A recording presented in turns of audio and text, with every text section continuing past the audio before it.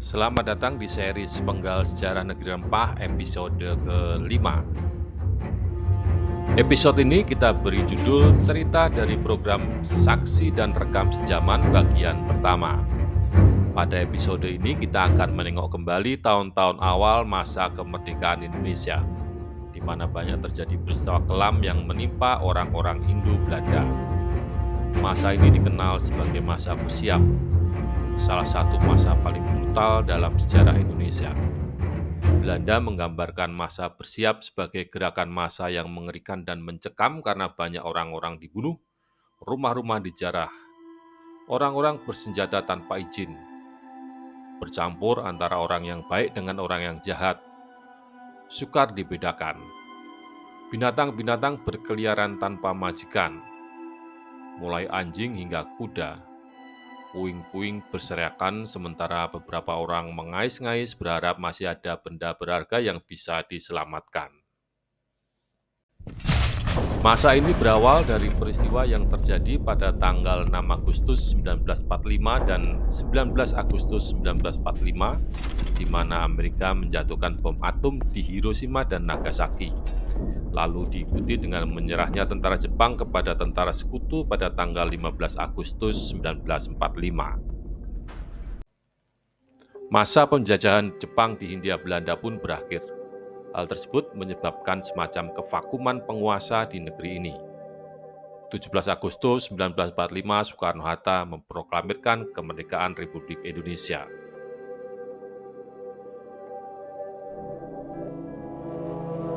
Di kalangan rakyat kecil tumbuh semangat kemerdekaan yang begitu meluap-luap, bercampur dengan perasaan anti penjajah dan anti barat.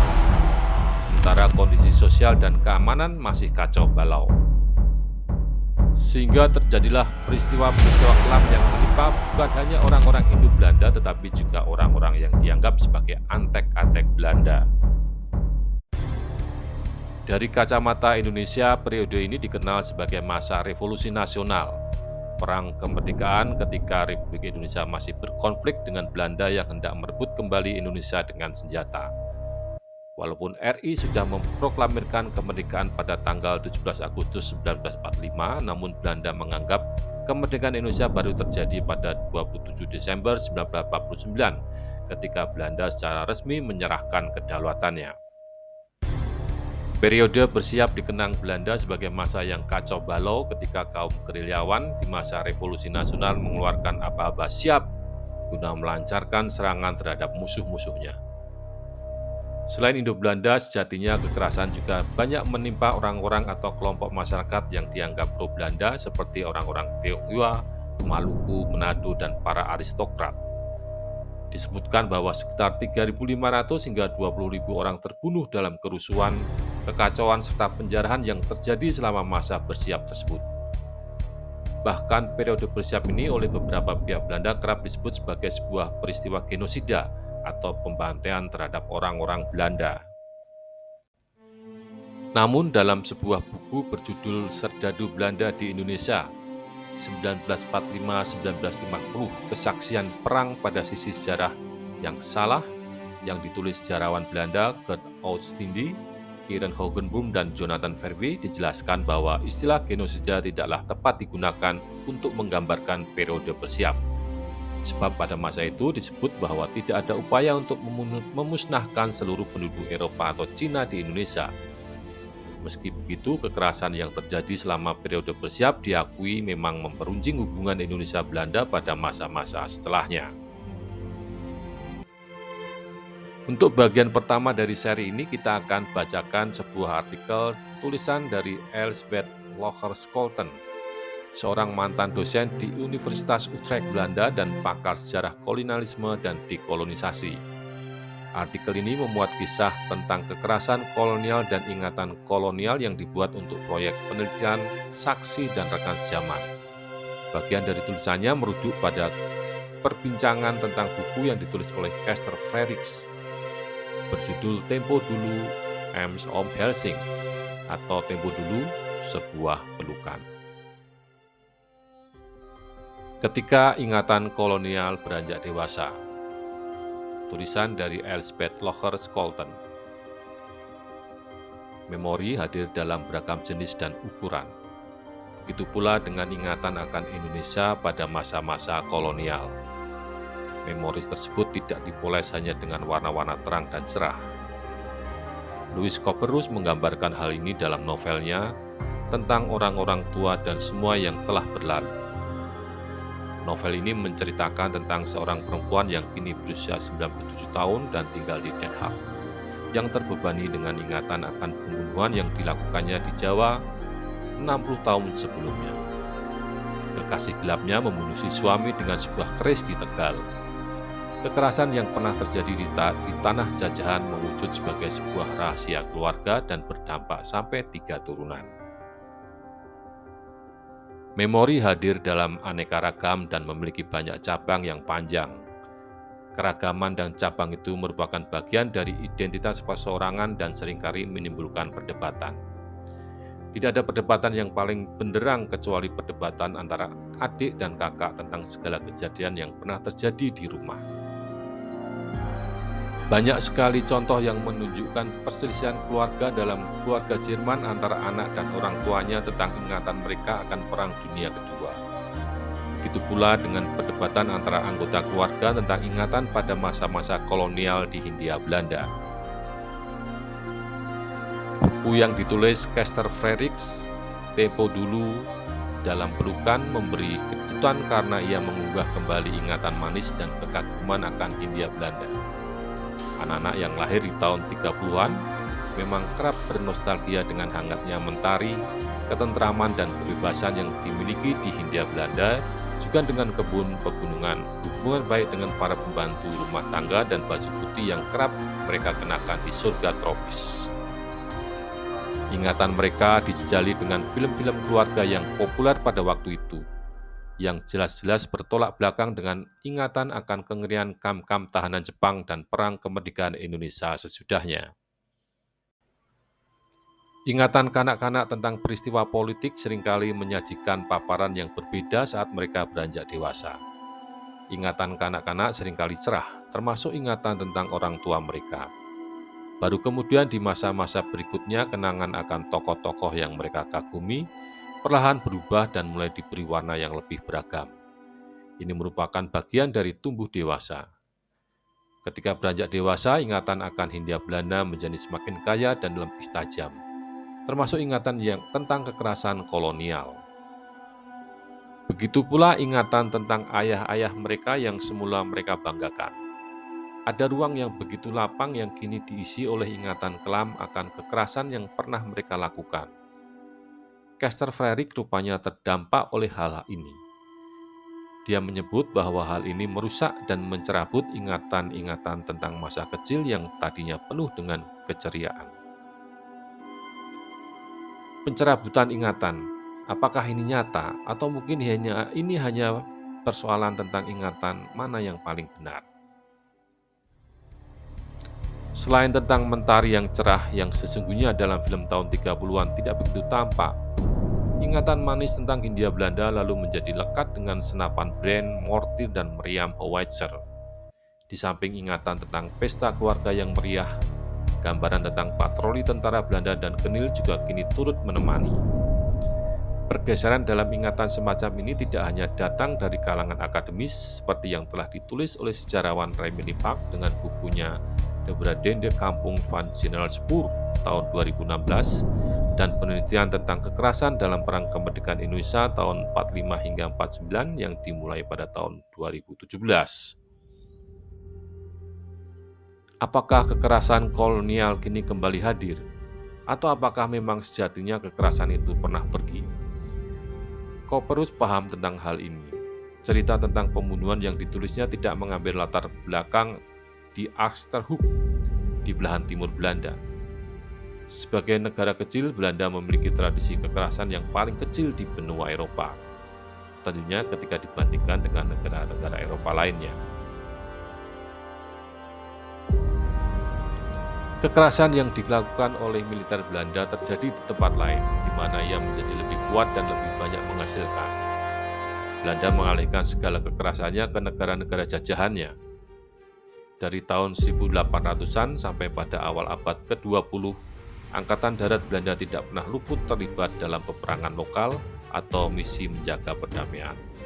Namun setelah kebijakan politik etis yang diperkenalkan setelah tahun 1900, kekerasan tersebut memudar dan kerap ditutupi oleh dalil cinta tanah air. Sejarah militer tidak pernah populer di Belanda. Kini pergeseran paradigma sedang terjadi dalam ingatan kolonial dan dalam penulis sejarah tentang daerah jajahan. Apakah ini hal yang buruk? Bukan. Ini adalah sebuah petanda kita beranjak semakin dewasa. Bagaimanakah sejarah dan ingatan saling bertaut? Apa yang terjadi jika apa yang ditulis dalam buku sejarah tidak sejalan dengan apa yang Anda atau ibu, ayah, nenek, dan kakek Anda ingat atau ketahui? Seringkali pertanyaan-pertanyaan ini memicu perbincangan panjang atau bahkan perdebatan yang sangat sengit.